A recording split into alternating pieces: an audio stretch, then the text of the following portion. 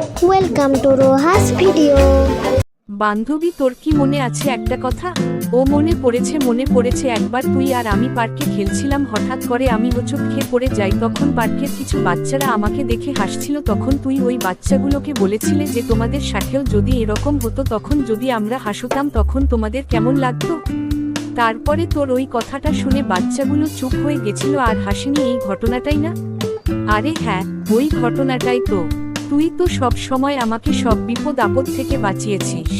শুধু আমি একলা, তুইও তো আমাকে অনেক বিপদ থেকে বাঁচিয়েছিস। ওটাও পার্কেরই একটা ঘটনা। একবার তুই আর আমি মিলে পার্কে খেলছিলাম, আমি ঠিকঠাকভাবে খেলতে পারছিলাম না বলে একটা মেয়ে বলছিল যে খেলাধুলা জানো না, খেলতে এসেছো কেন?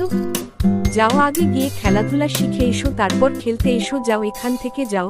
তখন তুই ওই মেয়েটাকে বলেছিলি যে ও খেলাধুলা জানুক বা না জানুক ওটা তোমার কি, তুমি নিজেরটা মতো থাকো, যাও এখান থেকে যাও। আমরা যেন সবসময় এরকম বেস্ট ফ্রেন্ড থাকি এবং একে অপরকে বিপদ আপদ থেকে বাঁচাতে পারি। আমরা বেস্ট ফ্রেন্ড আছি আর থাকবো।